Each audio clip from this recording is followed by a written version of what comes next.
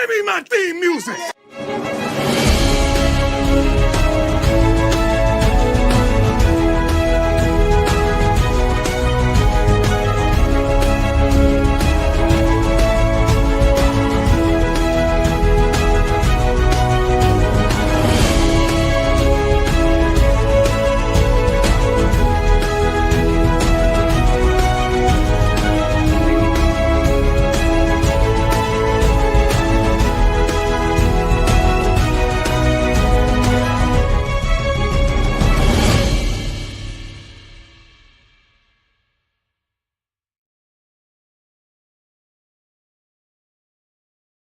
What's up, Buffs Nation, and welcome into Buffs News Weekly Live. I'm your host, Russ, and welcome to the Monday afternoon show.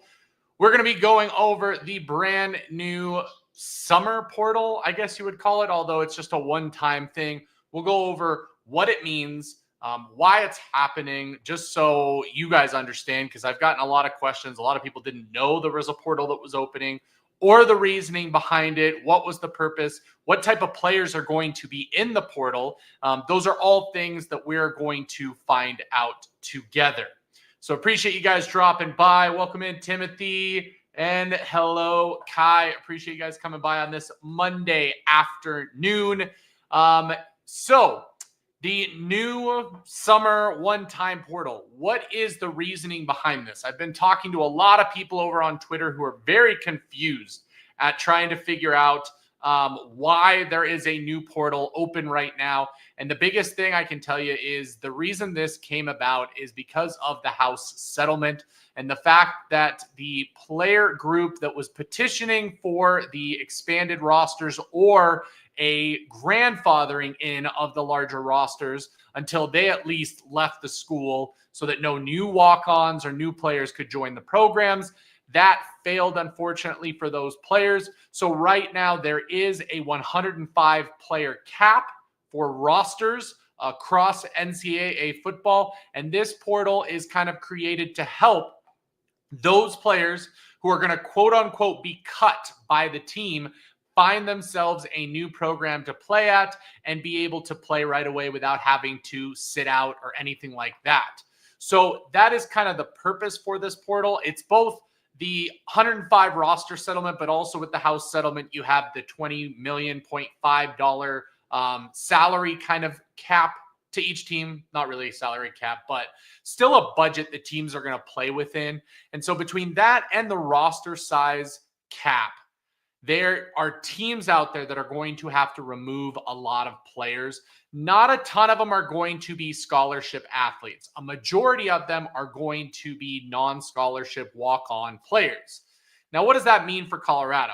Well, one big thing that we've got to remember with Colorado is we are currently, as the roster is constructed today, has scholarships available still. Okay? Last I checked, we were at 76 scholarships. So we have a number of scholarships still available. Now, whether or not Colorado uses that on their own players or if they extend some offers to some other players. One player of note that I'd like to bring up, again, if you follow me on Twitter, you know that I've been conversing with them online. But that is, of course, kind of the big shocker today as far as players entering the portal. And that was King Joseph Edwards out of Syracuse. For those of you that don't maybe know or haven't followed along, King Joseph's teams were down to Colorado and Syracuse when he committed last year. And he committed last year to Syracuse because Nick Williams, the defensive line coach here at Colorado, was his recruiter. It was pretty much an all kind of encompassing. It was known that he was going to go to Colorado.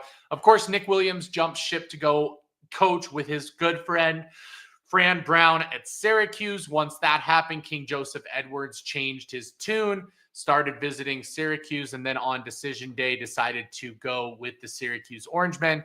Now, this past season was actually one that looked quite good for King. He had 3 sacks, but kept his red shirt as he only played in 5 games. For those of you wondering, he played in 4 regular season games and the bowl game. That allowed him to keep his red shirt for the year and use it.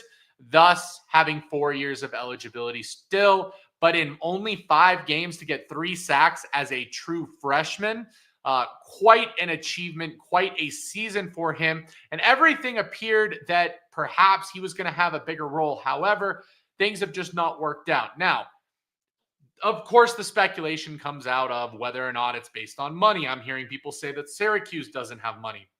I'm hearing that, he's being tampered with and offered a whole bunch of money.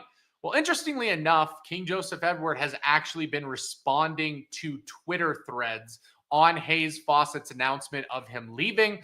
And he responded to me on a number of threads. We went back and forth. Of course, I didn't initially accuse him of anything. I just said, it had to have either been a mutual thing or perhaps even a Syracuse thing. He's just not the type of kid you think to really go do anything else. He's confirmed that it was a mutual kind of separation for them. Both the coaching staff and himself felt like it would be better if he just went elsewhere. It was nothing to do with how much he was getting paid at Syracuse. And really, he has not had any communication, particularly with any other programs. Now, I bring that up and I bring him up because of the fact that this portal's whole goal is to help teams get down below roster sizes.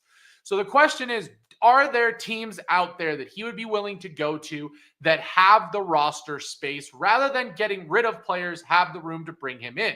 Now, of course, a team could cut an extra player to bring him in, but you have to wonder if some programs would do that, or do they just keep what they already know rather than bringing in a specific player?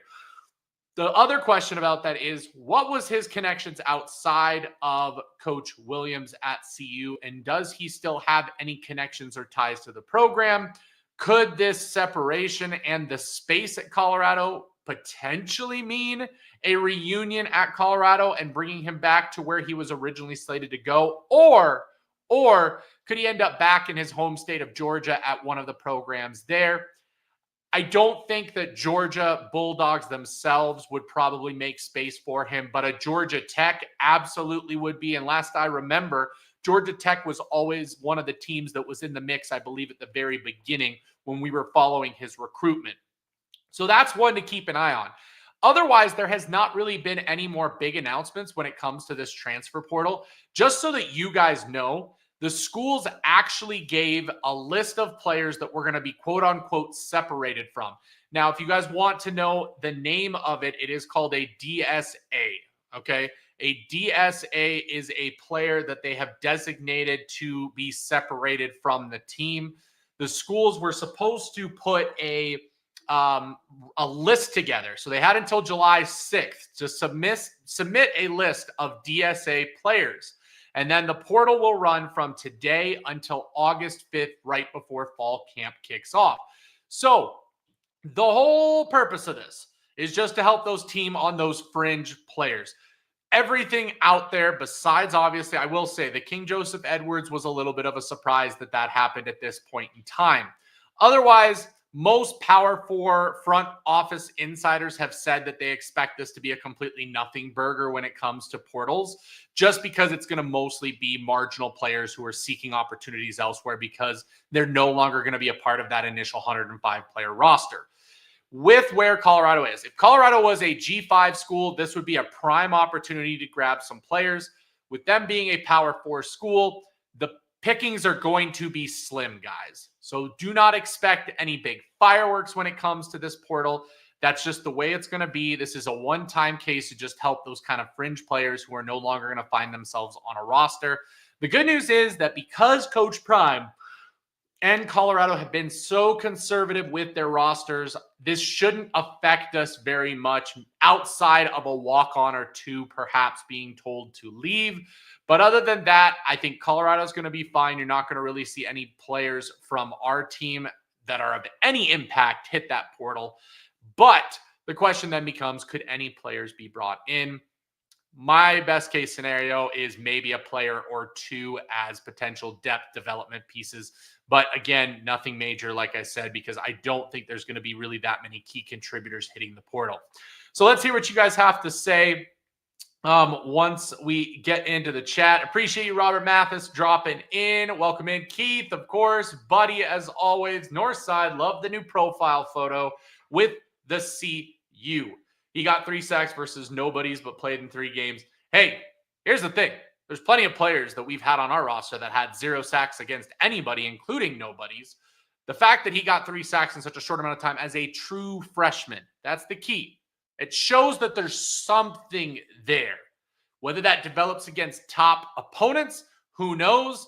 For those people that maybe want to say in the chat that he is southbound, SEC bound, every player's SEC bound at this point. That's just the way it is. For some people, if they're a player, they're SEC bound. That's just how it goes. I hope Coach reach out to King. I hope King reaches out. He's been liking a lot of CU fan posts asking him to come back to Colorado. So if you paying attention to all that, he's been liking a lot of those comments. He's been responding to a lot of the comments about him going and taking big money in the SEC and him saying that's not true, saying that he's been tampered with. He said that's not true, and saying that Syracuse just straight cut him and just didn't have space for him. He said that was not true as well. Everything that he has said has signaled that it was just a mutual leaving. Said Coach Fran is an absolute legend of a coach, and it has nothing to do with that whatsoever. There's a lot of reasons it could be happening, but we won't know officially until he makes his decision. From there, you can, somewhat figure out maybe what caused or what was going on. And it may come out a little bit further on. Who knows what ends up happening with that. So, would be a good replacement for Tajay. I mean, we do have an opening on the defensive line with Tajay leaving the team. So perhaps that is something that is of interest to King. I would hope so. He does have some space to compete here, okay? While our defensive line is quite good and deep, there is one spot that opened up quite drastically with the departure of Tajay. So perhaps that can happen, okay? Perhaps that can happen. If they reach out, I'll be in my mom's basement. You guys are having fun in there. If Webb Walker ain't come back, I would have been on a Joseph, but I'm good now. Yeah, true. And we did get Webb Walker back. I'm glad that we kept the space for him. I'm glad that he's back on the roster and participating with the team this summer. Excited to see what he brings back. But I would say I'm not desperate for Joseph. I'm not desperate where I'm like, we have to go get him, or it's going to be, an absolute bummer that we don't. If for some reason we do, I think there's space for him. I think he can develop nicely into a player to be on this team. And by the way, he's good friends with one of the players on our rosters, Cam Michael. Talking like y'all can get 3 sacks. I mean, I'm just saying, 3 sacks at the Division I level, no matter who you were playing for as a true freshman. I mean, your body is not developed yet as a true freshman. King Joseph Edwards showed a lot of flashes in the games that he did play in, guys. They just, they had other players that were going to play in front of him. They wanted to use that red shirt to keep his 4 years eligibility so that he could come in and be a competitor right away, day 1, year 2. It's just, I think the numbers just didn't work out and where he was at on the roster. He just, decided to mutually part ways. Merritt and McPherson look scary good. I'm good. That is true too. But again, we're going to have depth. We're going to have rotation. You can never have enough at a position. Now, it's whether or not that player knows that what their role is going to be. I mean, if he expects to go someplace and start day 1, he may not be going to a Power 4 program, okay? If he wants to be part of a rotation this upcoming year, then perhaps that would be the case of coming to a Colorado or another Power 4 program. Otherwise, he could end up at a G5 program just so that he can get on the field, start, be the man right away, put some tape together, and then maybe he hits the transfer portal again to hit up a Power 4. Who knows? Again, this is all speculation. I'm not going to speak for the young man on what he's looking for or what's happening or what teams feel about him.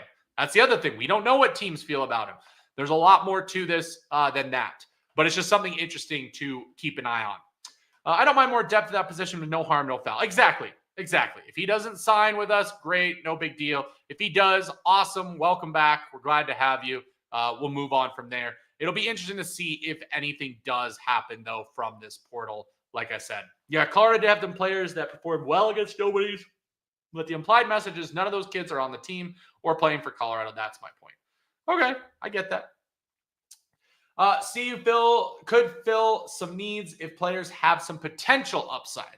And that's what's great about the conservative roster construction that Coach Prime and the staff have put together, is they have room for those players. They have room for that perfect fit, so to speak. A guy that can come in, maybe start from the bottom, maybe play some special teams, work his butt off, show that he's a dog, and then eventually move his way into the starting lineup. That's absolutely something that can happen. Media just as good at making up lies for people to read. Who are we talking about, Cam? Sorry, late Russ could get real spicy in this new portal. We'll see. We'll see. I don't know if it's going to. I would just say temper your expectations. I do not think that it is going to be some, super spicy portal happening. Just to let you guys know. That's my thoughts on this.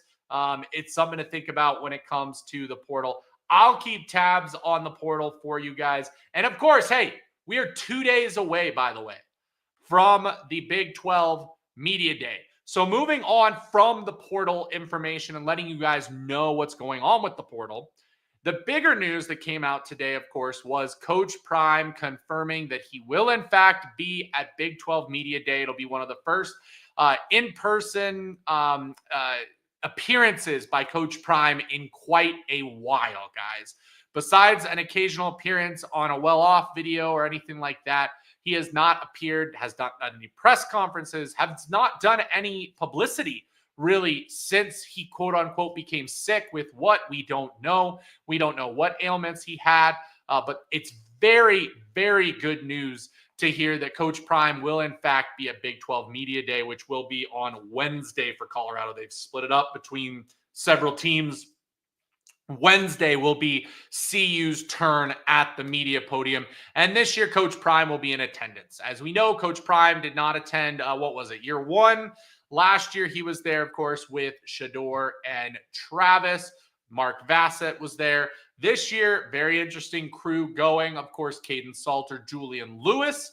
And then on the other side, we've also got Alejandro Mata. And I'm trying to remember who Jordan Seaton, of course, going to be there. So the big-time players for Colorado in attendance at the Big 12 Media Day. So something to pay attention to. We'll have to see what Coach Prime has to say. I'm sure there will be lots and lots of questions in regards to Colorado and whether or not Coach Prime is healthy, what's going on, what's happening with them. Those are all things that are going to be very interesting to pay attention to with Colorado and the Big 12 Media Day. It's going to be very interesting to see what comes of that. Okay. Absolutely very interesting to see. Let's see. We're going to lose 8 players off the D-line next year. It's a need. Yeah, we need depth there, Northside. You are right. So absolutely, I would take a freshman with 4 years of eligibility on the defensive line to come in and be a part of this program, guys. We absolutely need it. Yeah, TK, you get it.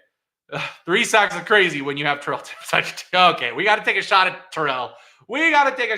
Don't you? You can get 3 sacks on busted players or against Colorado 2023 season O-line, so it's not saying much, but sure, whatever you say. Hey, Russ and chat. Welcome in, Sunshine. Appreciate you dropping by on this Monday afternoon. Hey, you knew Timmons was going to take strays. OFB, what's up, Russ? How you guys doing today? Coach Swayze got our boys ripped. Yes, we're going to be discussing that because, man, oh, man, guys. Some of the players, the transformation that players have had with this new strength and conditioning program just shows you why so many NFL players swear by Coach Swayze, swear by what he's been able to do, swear by what he's put into the league, guys. So Swayze still one of the biggest hires for Colorado. Absolutely. Off topic, how well do you think our D-line will hold up against Georgia Tech? It's going to be a great test, that's for sure. Guys, the Georgia Tech game is really going to set the stage for the season. Now, is it a must-win that Colorado get against Georgia Tech? Not necessarily, okay? If you really look at the season and what is going on with the teams that we are playing, It is not a must win on the schedule. It could very well be one of the losses. I'm probably back at a 9-3 season again, like I did last year. I think that is a very realistic goal yet again. And looking at our season, which again, we will have an upcoming preview show where we talk about the season, talk about the schedule. It's also going to be the main topic, of course, in our first ever Buffs Radio Live episode on August 18th. So we're a little over a month away. But Georgia Tech is one of those that does not have to be a must win. Now, there are going to be things we need to see out of the team against Georgia Tech to truly know if this team is for real next season. Things like, how does the offense look? Are they a more balanced attack? How does Caden Salter look? Or is Julian Lewis the starter? Those are all things that will have to be answered during the Georgia Tech game. And then on the defensive side, the big question will be, is the depth on the defensive line for real? How is the secondary going to look without Colton Hood? Does a Davis, does some of the other players we brought in cornerback wise, can they step into that role, or will there be somebody else to take up that role? Is DJ McKinney the truth? Okay, he just got a nod as a preseason Big 12 player watch alongside Jordan Seaton. Both of those players are going to be big, impactful players for Colorado if they're going to be successful this season. So it's going to be very interesting to see how they hold up, but that's going to be a big-time game to watch. I'm glad that we have it right off the bat because it's really going to see us and test us. Then we get kind of some two easier games that absolutely are must-wins. We lose one of those games, and yeah, the season's pretty much over, guys. That's just where it's going to be at. It's going to take a lot to come back from that, if at all. So getting upset by either of those two teams would not be good. The Georgia Tech game is going to be very interesting. And, the schedule is shifting. With BYU losing their starting quarterback this close to the beginning of the season, they're not going to be able to bring in another quarterback to compete for that starting job. So they're going to have to go with their backup quarterback option for the season. And so for me, that really puts it back into our court. That game is going to be one that is going to be a requirement to win. There's plenty of other games on the schedule, very winnable schedule. Okay, we got a very favorable schedule, but it's all going to come down to what ends up happening with each player, which we won't know until we actually see them on the field. We can guess all we want, but it's a little bit different when you go from known quantities, known players that you have in your team, like a Shador, like a Travis. We knew they were both going to be absolutely unbelievable players. Okay. But now we have question marks, okay? Can Caden Salter continue his dominance that he showed at Liberty? Or can Julian Lewis step up and be the true freshman quarterback that leads us on into the future generations? What does the wide receiver core look like? Who are the starters? Who comes out to play? Can this team run the ball? All questions that we're going to have to see once that season starts. Anquan lost 30 pounds. I don't know if I like that. I like the D lineman, huge. Here's the thing. He lost 30 pounds, but it was 30 pounds of pure fat. That guy is all muscle. It is going to work out just fine. Okay, it's a little bit different than being like a nose guard or a guard on the offensive line. Being a much more slender, muscular, faster, quicker defensive lineman has proven that it works. Okay, at every level of football, if you are put into the right situations and the team uses you correctly. That's going to be a big aspect. I can almost guarantee you that this team did that on purpose and that he didn't just lose those 30 pounds because he decided he wanted to. No, the team has a very particular use case for him that called for him being more slender, more athletic, quicker, faster, agile. All of those things are going to lead to more success because the team's going to put him into a position to succeed with that body type. So I'm not too worried about it. Prime confirmed. Yep, that's right. Your thoughts on Felix Ojo's NIL number? I don't know if you read about the softball team having to help out. Cruel, made him look bad, but can't fault the man. Tech gave him the money. Here's the thing. I will never, ever, ever, ever fault a kid for taking a bag, okay? You got to understand, and we've all got to put ourselves in that situation. If you go back to when you were 17, 18 years old, if somebody says, here is a contract for a guaranteed $5 million, I don't know anybody that wouldn't take it. Because if I'm being completely honest, by the way, again, we've talked about this before, my background in finance, $4 million is roughly the amount of money you need to be quote unquote set on average for the rest of your life. Just so that you guys know, if you take $4 million, say, and put it in some kind of account where you can get paid on a monthly/annual basis, you could draw roughly $120,000 a year in perpetuity until the end of your days, okay? And not even touch the initial $4 million. So that right there, living off of interest, living off of that amount, would set somebody up pretty nicely for the rest of their lives, okay? This isn't living out the life of, wearing diamond chains and driving, Bentleys and having an absolute multi-million-dollar home. No, it is just the kind of money that could set you for life if you wanted to live just kind of a normal middle-class life in America. You could do that if you got roughly around $4 million.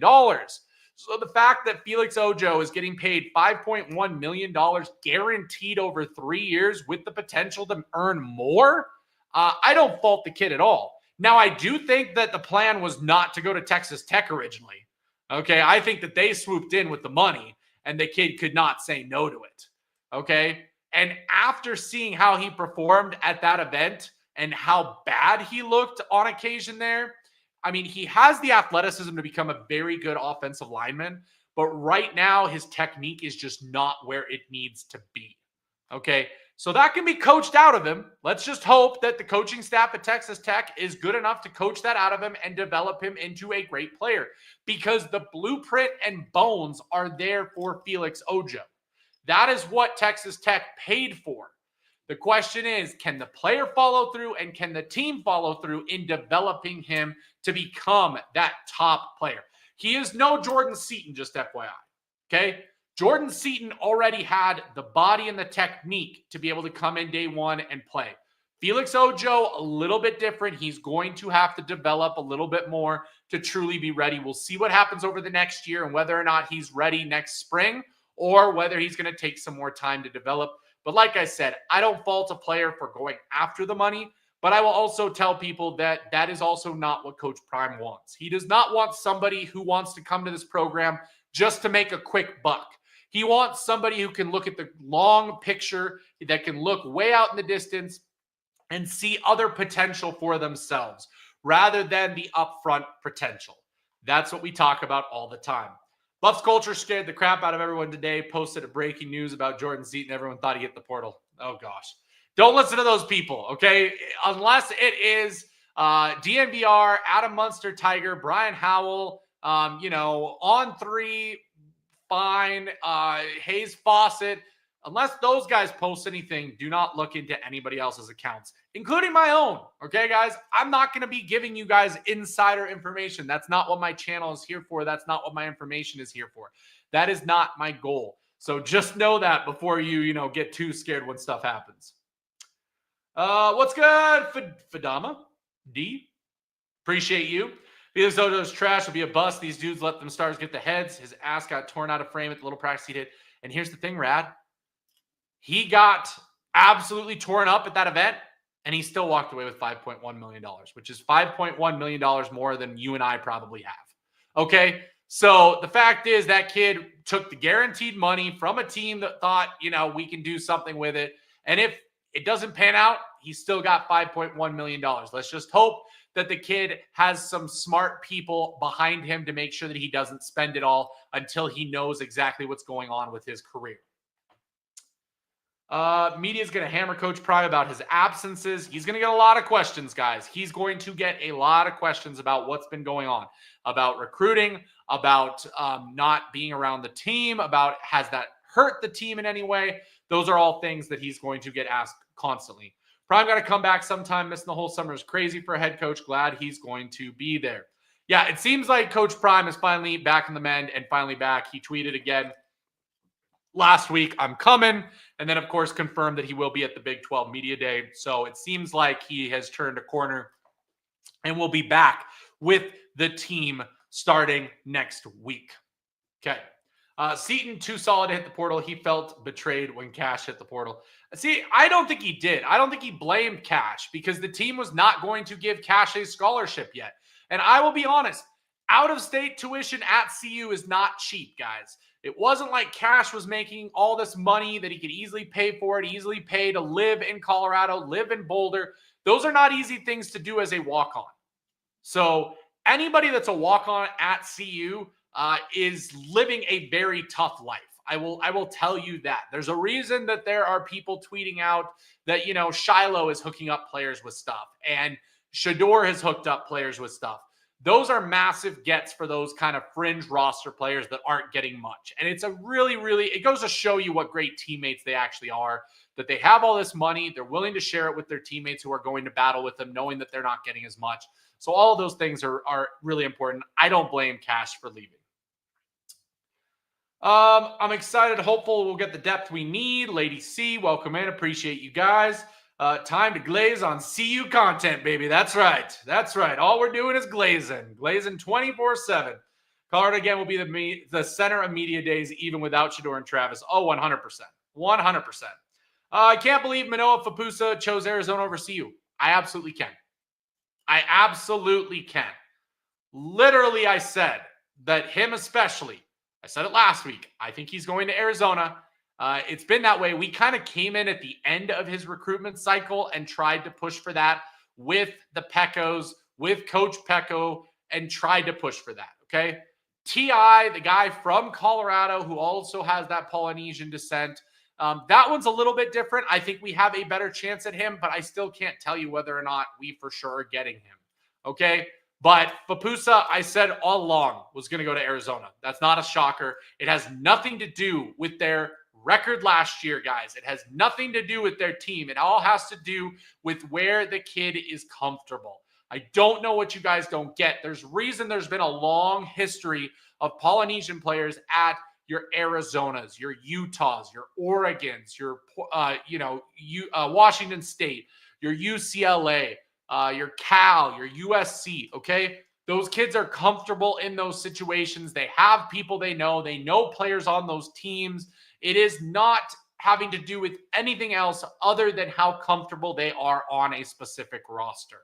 Okay, we talked about that. These players are transforming. Yes, the pictures are absolutely crazy. Cardi's put on real mass. Guys, I truly think that Cardi sees the opportunity on the right side of the line and wants to compete to start for that this year and be the next Jordan Seaton on this team. And with what he's put in work-wise, that absolutely could happen.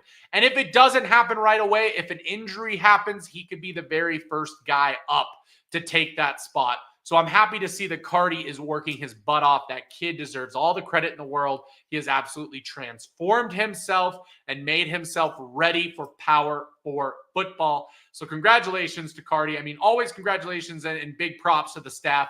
But we've also got to give big props to the kids, okay? That's a lot of discipline necessary to transform your body like they do on a regular basis. You've got to show up. You've got to put in a little extra work. You got to be smart with your meal and food intake. All of those things, absolutely, Cardi, great job. We're going to see some good movement in the portal from players buried on depth charts. Yes, if players going into the summer were too far down on the depth chart, depending on where they're at, they may ask for that grant of release, okay? That kind of mutual leaving of the players, which again, I think is what happened with King Joseph Edwards from Syracuse. It was a mutual agreement to kind of leave. Let's see. I wish players would use Nebraska for clout. Here's the problem. Players aren't going to use Nebraska for clout because Nebraska has no clout. Nobody cares if you go to visit Nebraska. Everybody cares if you go to visit Coach Prime in Colorado. It's just a given. You think that O-line guy will commit today? Who are we talking about? Are we talking about AI? I don't know when his commitment is. I know who you're talking about. Yes, I believe there is supposed to be a commitment today. I know one of the commitments that Colorado was in the finals for delayed their commitment. I don't know if they announced a new date for that yet or not. I believe you're talking about either Payne or the other lineman. I can't remember his name. that have Colorado in their final teams. Must win for me. I'm assuming Georgia Tech. Aaron Quinn Barnes dropped 30 pounds. Look really good. Has to help his sack numbers. I feel we're stopping the run. We are good. I'd agree with that, BMO. Appreciate you dropping by on Twitter. Of course, make sure you jump over to YouTube as well. Subscribe to the channel. Help us out. It's huge if you do that there, but I appreciate you over on the Twitter. Of course, I will acknowledge your comment. Won't be surprised if we lose to Tech. DK, first game of the season is very difficult, guys. It is very difficult to win, and we did not get an easy opponent for that first game, okay? So Georgia Tech is going to be a very difficult game. I wouldn't be surprised. That's not going to be one of those games that I'd be like, oh my gosh, the sky is falling if we lose. Now, if we lose to Delaware, if we lose to Wyoming, yes, I will probably crash out and be talking to you guys, along with you guys probably crashing out, saying that this season's going to be a bust. And then the questions can start popping up of what's going to happen. Georgia Tech will be stopped by our D-line. Yeah, so here's the key. It's going to come down to how our defense does against their offense, because Georgia Tech's defense has lost quite a bit. Colorado's offense, of course, completely brand new. It'll be interesting to see how they match up. 11-1 for me. Okay, that's going to be your prediction. We're going to keep tabs on that, of course, when we have our prediction show.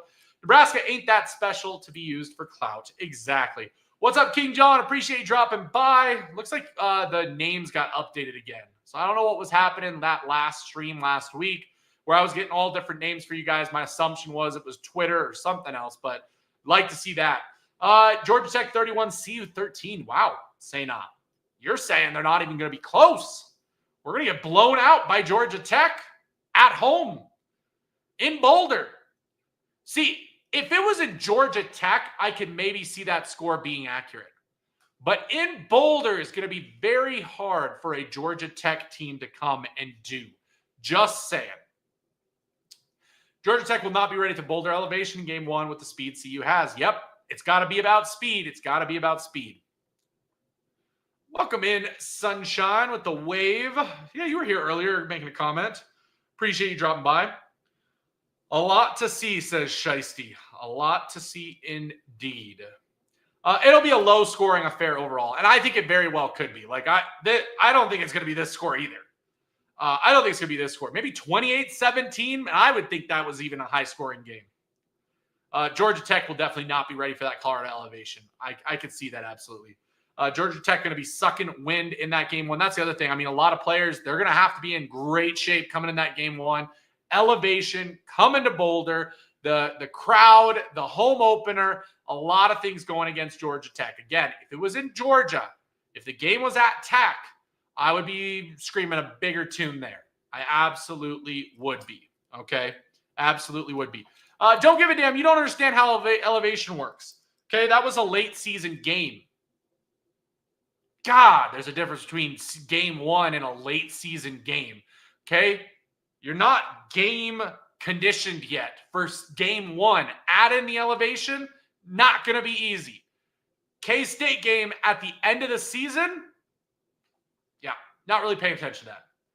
Last I heard, Retzlaff has not entered the portal. Nope, he hasn't. But here's the thing, Eric. Even if he doesn't enter the portal, he's not playing for 7 games. He is suspended for 7 games if he stays at BYU, which means we will not have to see him either way at this point, guys. So no matter what happens, he's either suspended or he's gone. I'm definitely taking Jamal Haynes rushing over. Okay, so you're thinking that our defensive line is not going to be able to stop the run. Interesting. Georgia Tech going to be exhausted by the end of that first quarter. It's not going to be easy. Nobody's thinking Georgia Tech is sorry. There's been one comment that said it was going to be a blowout the other way. Yes, lots of unknowns. Lots of unknowns. This is going to be one of those seasons where we're just going to have to go in blind. You know, other seasons, I was very quick to say, yes, absolutely hammer, you know, the different bets and stuff on Colorado. This year, I need to see a game or two to truly feel comfortable with what this team is going to be. If Georgia Tech played CU in week 3, I'd be more worried. Exactly. If it was week 3 or if it was in Georgia, it would be a completely different thing. Game one is never going to be easy. And for those of you who want to say that North Dakota was North Dakota, North Dakota's got a little bit of elevation to it too. Okay? They're definitely not Georgia elevation.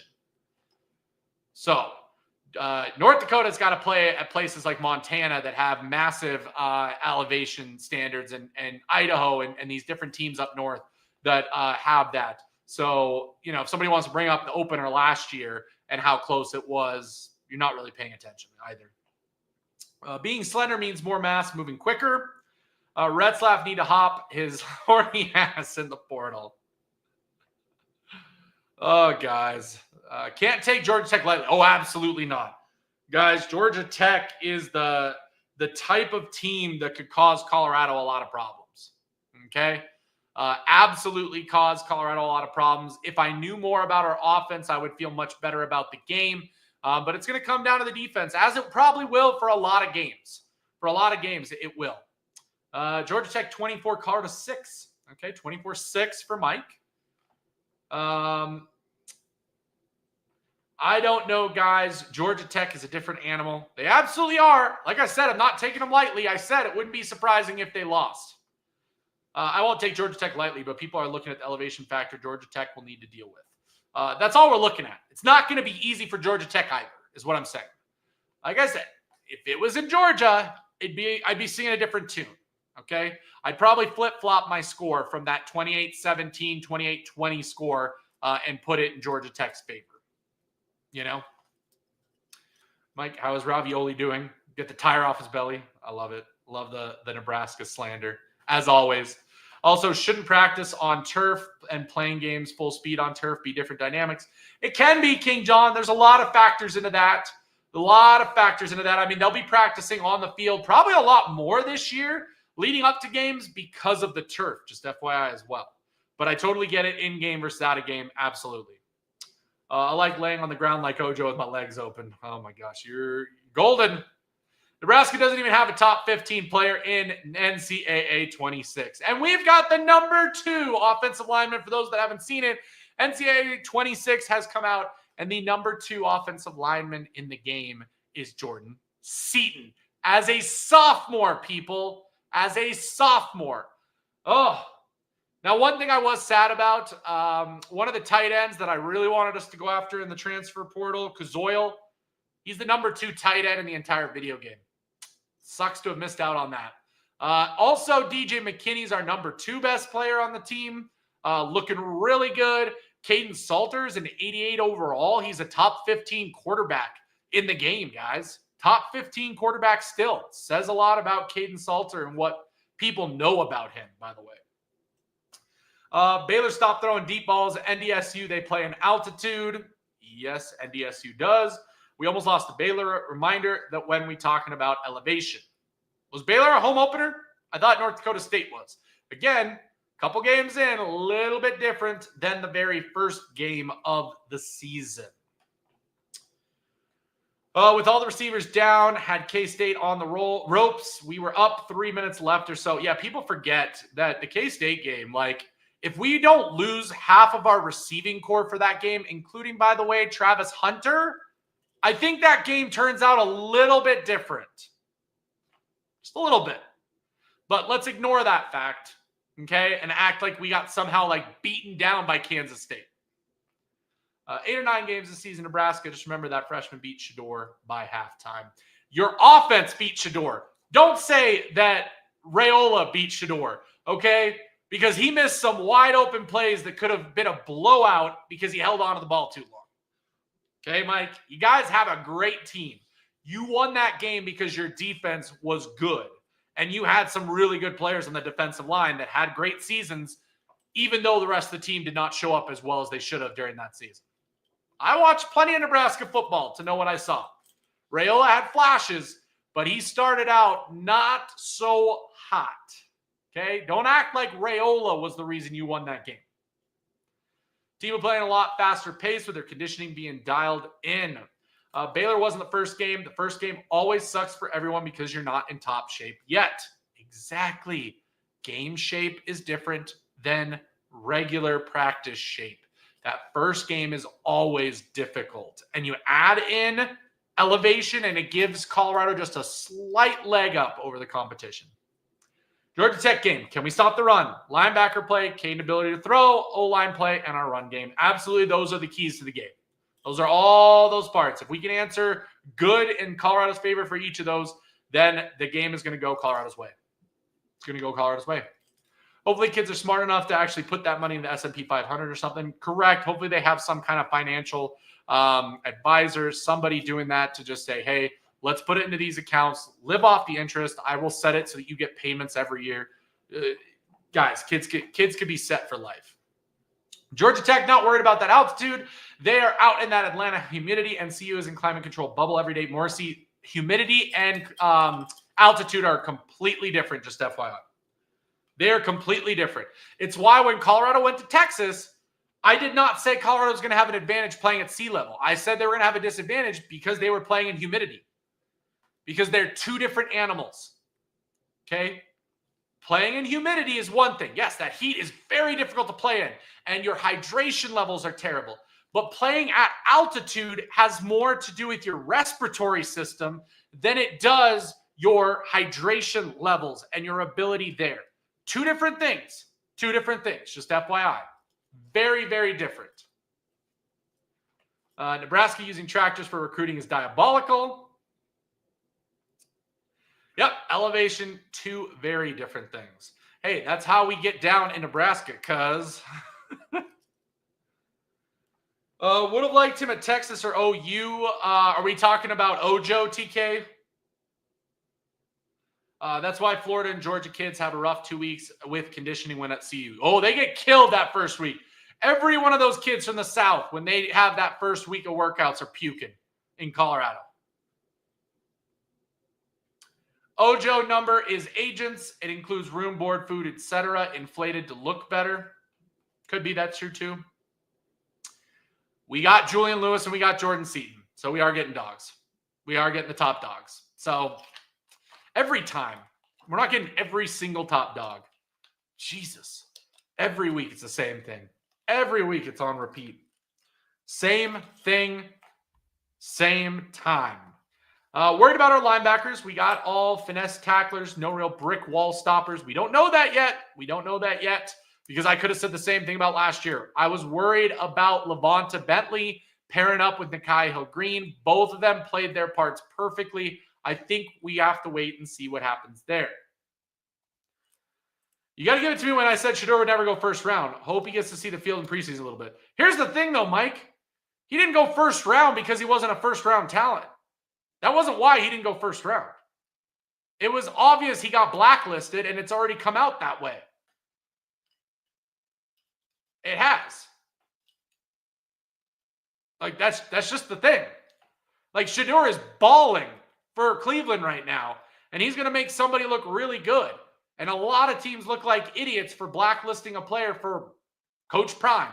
That's all we know right now. Nebraska didn't do anything in the draft. All CU did was have the most wide receivers drafted. What did Nebraska do? That's right, nothing. I think they had 2 players drafted, if I remember right. 2 players. He should be a media day if he doesn't have to drive far. True. That's why he stayed in Texas, because media days are in Texas. Yep, he'll just meet him there.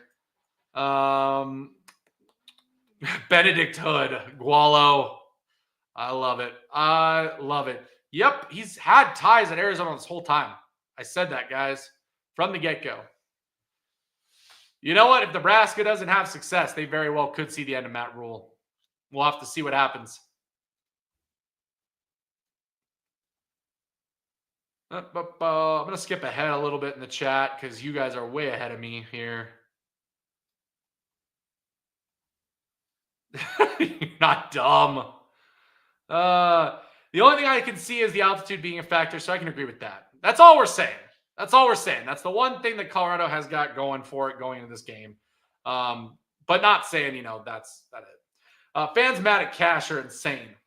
Yeah, those people don't make sense to me at all.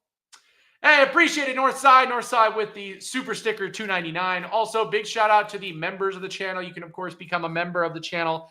It's super cheap, guys. It's $2 a month or $5 if you want all access to all 22 footage during the season. We have D-Nice and, of course, David Talks Buffs are both members. Big shout-outs to them. If you guys want, become a member once a month. You just get paid. You just charged, $2 or $5, either one. And we're going to try and do some more stuff. If we get more members, I will try to be doing some more member-only type things in the future. But something to think about, too. So appreciate Northside for you throwing in that sticker. We never really actually story with players transferring. So cash transferring, we don't know the whole story. To me, I think it was just a scholarship. I mean, that one's an easy one to see. It really is. It's an easy one to see. Colorado was not prepared to give him a scholarship, and it's not cheap to go to school here, guys. Not cheap at all. CU struggled with the national champion Bisons. Boo! Guys, CU struggled against the FCS national champions, but still beat them and were one of the only teams to beat them all season, and struggled against a quarterback who looked absolutely amazing all season. Oh, and is, on NFL rosters right now. Oh, yeah, Bison. Oh, so terrible. Gets rolled first half, 24. We go into halftime. People turn it around, getting trolled on Twitter. Come out second half. Georgia Tech scores a field goal, and we go on 48-27. That would be insane. That would be absolutely insane. Do you think CU will change their grass practice fields to turf at some point? They just might. But I also think Coach Prime likes having the option of having grass. Cam, you got to realize that sometimes we're going to be playing on grass. So you're going to practice on grass. We've got both options now. You can practice inside on the turf. You can practice outside on the grass. You can practice in the stadium on turf if we're going to have a home game. So I think you still keep it, just so you know. I'd rather have Ojo. He lays on his back like I do. NDSU is a team that strikes fear in every power conference team. They're not an easy powder puff schedule. Okay? The fact that we schedule them says a lot when teams, out of the SEC and stuff are scheduling the most powder puff schedules. JoJo just went to the highest bidder, no big loss. Now, Russ, I'm right. You were wrong.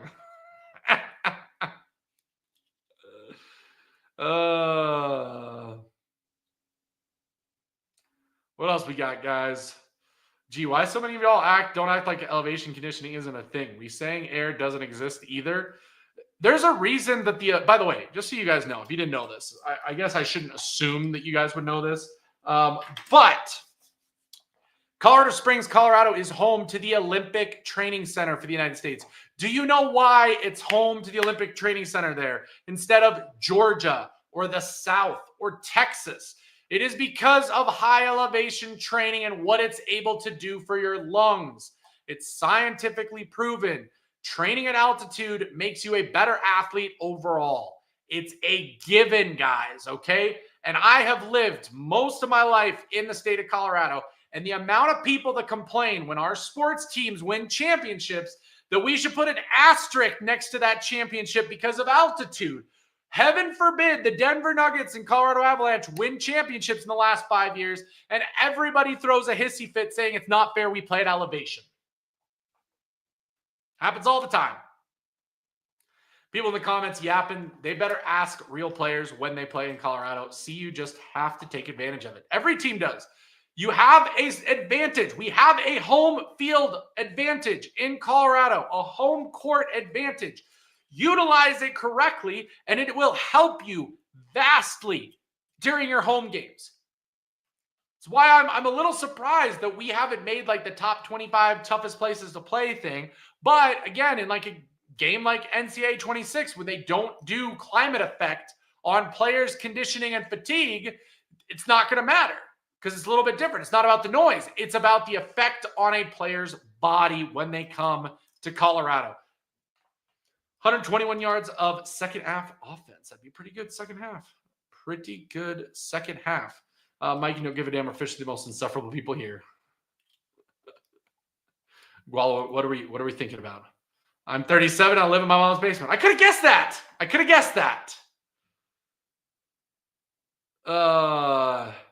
There's a reason why some of the top fighters come to Colorado to train. Fighters, Olympic athletes. It's the reason we have the United States Air Force Academy here in Colorado. There are a lot of things being utilized when it comes to that altitude. I kind of figured you weren't a big Nebraska fan. I really did. I kind of figured you were a big Nebraska fan because Nebraska fans come to Colorado chats because we have a fan base that shows up on a daily basis for these kind of shows. Just thought I'd throw that in there. Just thought I'd throw there. Wait, David, welcome in. I'm hoping we get Payne. I'm hoping we get Payne, David. Appreciate you dropping by. We need to connect. We need to connect. Let me know how that new job is going, and we need to connect and do a show coming soon. We need to do our season preview show here in the next couple weeks. Go make a video on it. There it is. Hey, bro, listen up. I have no life, and it takes my day to come in here and troll you guys. I get it. I get it. You know, I'm glad that we can make your life. I am glad that we can. I'm 37. Listen to my... Okay, we're skipping that one. Oh, you still get that Arizona kid. Real commitment day is until December. If we get a couple of the other guys from that visit, then who knows? Who knows? Let's see what happens at Arizona too. That's the other thing, guys, with these early commits. Any of the commits to teams where the coach might be in the hot seat, maybe has a bad year, maybe a coach goes to the NFL, that's going to open up players who are not going to commit. That's why, again, these early commits are pointless. People are throwing hissy fits and crashing out online because Colorado only got 5. Question, we're going to have one or both quarterbacks playing game 1. Gennaro, I don't think game 1, but I think Delaware and Wyoming, we probably will see both quarterbacks. We'll have to see, though, guys. I have no idea. I have no idea what's going to happen. We need to see fall camp, too. Because right now, Julian Lewis is getting a lot of reps, has been getting a lot of reps. Maybe we should take all these haters and doubters and take them through a practice on Mount Everest. No, Cam, because they would think it was a walk in the park. A walk in the park. Don't bring up Meatloaf in this chat. Scotty Proctor might be in the chat. I'd love for Scotty to drop by sometime. I'll have to reach out to him, see if they want to be on a show in the next month. Don't block me, bro. This is my life. I'll never block you. I will never block you. Issel played fast on purpose with Denver. Yep, the successful Denver teams were always fast until we got the greatest basketball player in the world. Yeah, I said it. I said it. Weed is legal in Colorado. Duh, they're high already. Love it, Weeby. Don't give a damn. Definitely a Husker fan. If we do a 2-quarterback system, I will riot. David, I will be there for that crash out. I will be there for cigarette smoking. I will be there for, complete crash out Dave if game 1 we're running a 2-quarterback system. That would be crazy. Arizona will have a bad season. That coach is out the door.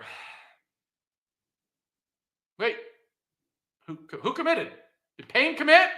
Did we have a live commit on this? Did we have a live commit? We did. We did. Okay. News alert. News flash. Breaking news. Breaking news. We have an official commitment. Xavier Payne is officially a Buff. Xavier Payne is a Colorado Buffalo. Okay. Xavier Payne is officially a Colorado Buffalo. We've got another commit, baby. Ladies and gentlemen, we got him. Xavier Payne, 3-star offensive tackle from the state of Florida, who decommitted from Florida State last month after his visit to Colorado, has officially committed to the Colorado Buffaloes. Welcome in, Xavier Payne. So, let's go over what we're going to see. Let's see what we got. Only thing I care about is, will the O-line be better? Yep, absolutely. Hart, I love it, Dave. I know you're crashing out. We have an idea. We have no idea. Just we have no idea on Livingston. 2. I'll tell you who replaces him, by the way, Northside. I'll tell you who replaces him. It's easy. The person that replaces Payne, or that replaces Livingston on the staff, if he leaves next year, if he leaves after the season, is already on the coaching staff, and that is George Hilo. George Hilo is my coach day one. Day one, George Hilo is my defensive coordinator day one. He has been working with Livingston on strategy. He's been working with him on scheme. George Hilo is in the wings preparing to become the next DC of Colorado. He absolutely is, and it's why he's still here. That is what it is. I think Hilo is 100% our next DC. Payne is a wonderful name for a football player. Xavier Payne, officially a buff. Wonderful commit, says David. He just committed. Yep, commitment party now. We're commitment party. And I don't care that he's a 3-star. I absolutely hate this part of it too. You guys are absolutely bonkers to not care about that. Again, you don't understand Colorado, okay? We didn't get any star commits. We were excited to get 0-star commits at Colorado 3 years ago, okay? 3-star commit is just fine with me. There are plenty of 3-star commits that go on to do unbelievable things. In fact, there are more 3-star and 2-star and no stars that end up becoming better players than 5 stars, okay? So enough with the stars, matter and 3 stars, who cares? There we go. Did you synchronize this video with an outstanding pickup? I did not. That just happened, guys, okay? That just happened. I need to change the title of this if I'm being honest now. Like, that's what really needs to happen, and I'm not sure I can do that while I'm recording. I'm going to see what I can do and whether or not it'll allow me to do that. But we'll see. We'll see what happens. Let me see if I can edit it. Xavier Payne commitment party. And I'll change the thumbnail later. Okay. Colorado commit Xavier Payne. Welcome. There we go, guys. Officially changed it on. Oh yeah, this is a great comment, CB. Deacon was a 3-star and people crashed out that he wasn't committing to us. So, when we don't get a 3-star, it's, we've been put in a locker. How can we not get a 3-star? We get a 3-star. Oh, who cares? It's just a 3-star. Oh, where are the 4s? Where are the 5s? Blah, blah, blah. Oh, you'll be back on. Okay, so you guys will get to go to Dave after me, which we'll be doing here in just a little bit, probably about another 5-10 minutes. But Xavier Payne, committed, buff. I believe we will have a development staff that will support these 3-stars and build them up proper. We will need to re-recruit the freshmen CU has. Always do. We now have the 102 ranked class. Don't tread on me. That's right, David. Don't tread on us. We're getting up there, guys. We're slowly. Hey. Slow wins the race, man. Slow and steady wins the race. Slow and steady wins the race. Hey, I love having you around. USC's perennial 7-5 record with nothing but 5 stars. Yeah, look at all the teams out there that go crazy in recruiting and do absolutely nothing. How many national championships does Oregon have again, everybody? How many national championships does Oregon have? Can anybody answer that for me in the chat? Let's go. How many national championships does the top 10 recruiting team every single cycle have? How many?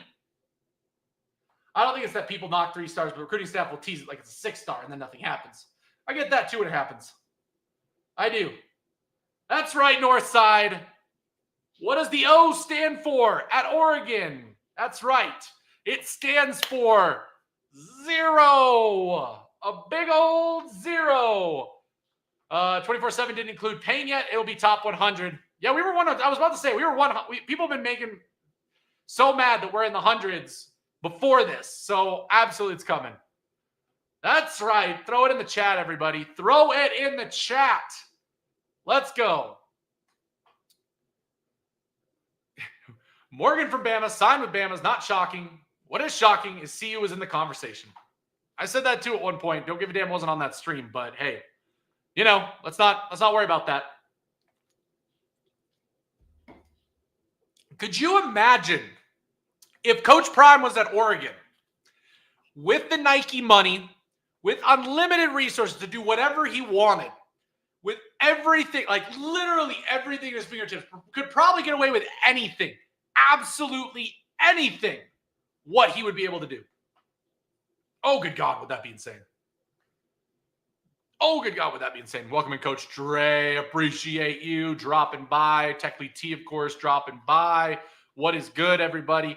Appreciate you guys dropping by. Real quick, let's take a look at Xavier Payne. For those of you just joining, of course, Xavier Payne has committed to Colorado and the Buffs. So let's take a look at that now. Boo. Okay, so let's take a look at what we get with Xavier Payne. Obviously, right now, the breaking news, Xavier Payne committed to Colorado, 3-star offensive tackle with Rivals. Okay, that's a big deal. Find out more about him. 6'7", 320-pound offensive tackle. Longtime Florida State commit. He chose the Buffs over Syracuse and had over 30-plus other offers. Scotty P with the information and the news. So let's go ahead. I'm going to go get Xavier Payne's information and let you guys know. And we'll watch some of his tape here to end off the stream today so you guys can see what that looks like. Okay, let's go ahead and watch and look at his details. So Xavier Payne, 3-star 86 rated on 24/7, is the 90th rated offensive tackle, the 95th player overall in Florida. 3-star 87 composite, 817th national, 69th nationally ranked offensive tackle, 106th in Florida. Of course, Colorado, Florida State, Syracuse, Arizona. We beat Arizona out for somebody. And Arkansas. So absolutely great to see him pop up. Let's see some of Xavier Payne's trench battles if this pulls up. Hey, he's not the only one to commit this cycle. Not the only one. Let's see. Can we get his tape to pop up? We're not going to get his tape. Is 24/7 going to be bad? There we go, 24/7. Let's see those advertisements, okay? Facts, go Bucks. If Prime was at Florida, job would get crazy. I don't know about that. There's a different kind of football down south. He wouldn't have as much control. Oregon, they'd give him the keys. They would give him that keys.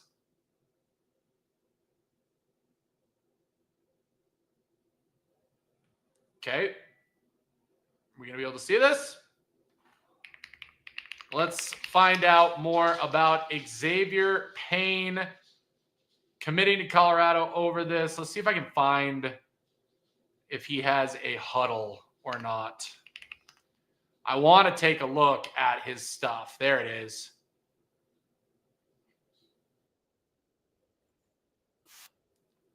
Okay, Xavier Payne. Let's look at your stuff. Not easy to find it. Get this ad out of the way. We'll go full screen on here. Oops, my bad.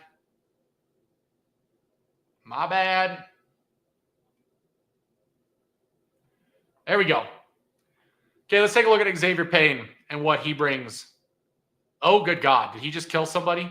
Left tackle is what we're looking at right there, guys. Okay. Good finish. That's what you want to see. You want to see you going all the way to the end of the play. All the way to the end of the play as an offensive lineman in high school. It's a mentality. It is absolutely a mentality. Look at that size. Look at him finish. The play is still going. And he is finishing. That is what you want to see. That was a great play right there. Okay, nice job. Not letting him get around him there. Taking on two guys at once pretty much on that one. Lots of pancakes for Xavier Payne. I mean, guys, the kid has the size. You can't teach size. You can teach everything else. Woo. Okay, I'm liking what I'm seeing. Again, finishing every play and putting every player in the ground. I mean, they're already in the end zone and he's still pushing his guy back through the end zone. Back through the end zone. That is key when you see an offensive lineman in high school. Do they finish the play? I mean, he's taking down everybody. He's making everybody look silly. Good getting to the second level, finding his guy, and finishing the play. Even though the play is still going on, keeping going. Leveraging that guy, putting him down to the ground. There might have been a little bit of a hold on that one, but still, again, finishing him down. Now that was a good block. Really, really good block.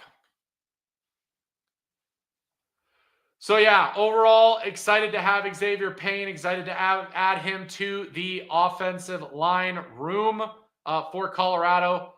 Really, really great to have. Oops, there we go.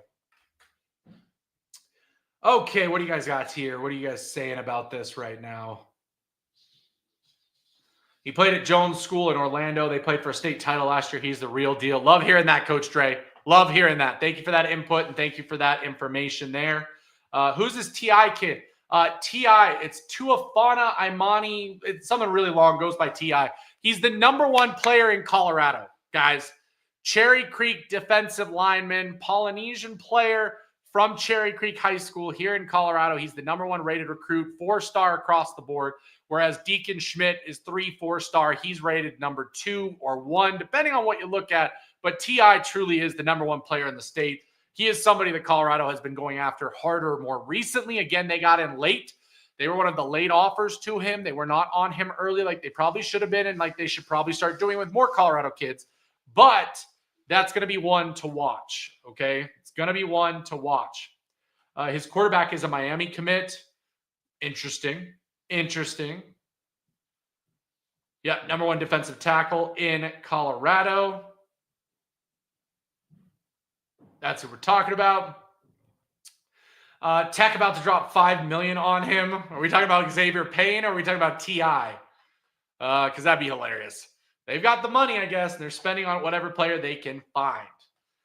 Okay, guys. Well, I'm going to go ahead. I'm going to hand it off to David Talks Buffs. He's going to be coming on momentarily to talk about the Xavier Payne commitment.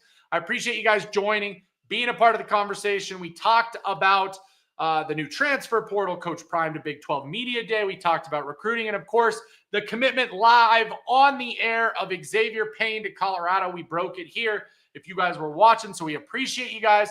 If you're watching this later on, of course, make sure to like, subscribe, guys. It helps the channel so much. Please, please, please, please, please do that for me, okay? It makes a massive difference for this channel. If you can't support monetarily, which is completely fine, I absolutely get it, guys. Absolutely get it.